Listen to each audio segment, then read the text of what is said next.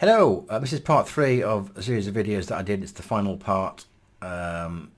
Ideally, you should watch the first two before you watch this one, because this one's going to be a lot shorter and miss out a lot of the sort of visual information that was in the first two.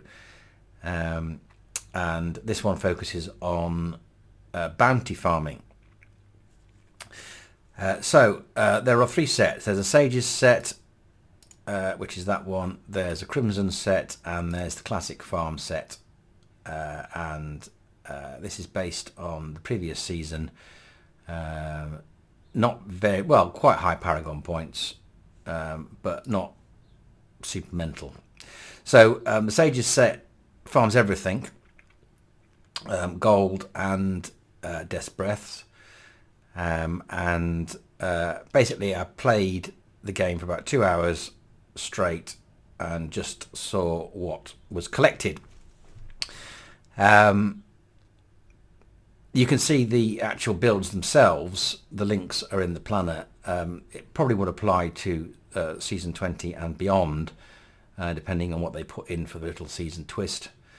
But anyway, so that's the Sages set. You can click the link in the description to see what that looks like. There's a Captain Crimson set as well.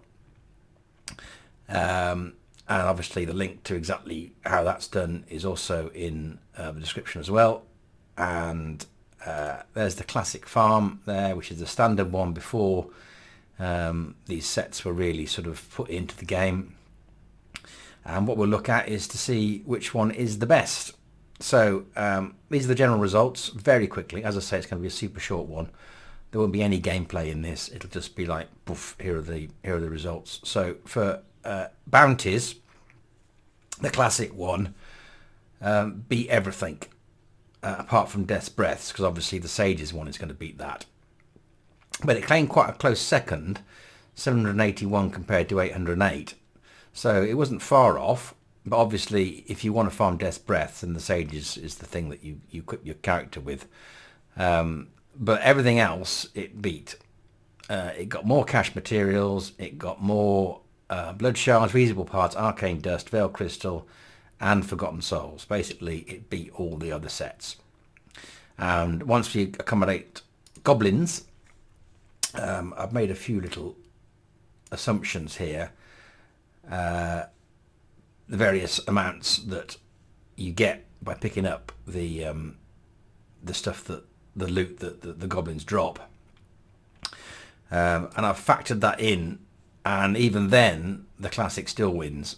The other ones actually had more goblins than the classic in the actual play that I did, because remember, you're doing bounties, so you're whizzing to complete the bounties as quickly as possible, because you get the parts from the bounty cache anyway, so there's not really any point stopping to pick up all the bits when you open a chest, unless it's a legendary item to get the forgotten soul, because they obviously, they take a bit of time to build up.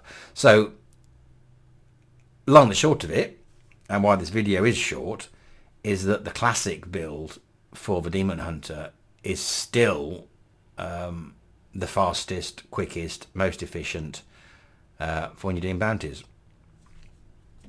That's it. Obviously, Sages is great if you want to just suddenly have a little burst of Death's Breaths. A lot of people choose Crimsons, but again, it's come back to the classic, and that's this one here.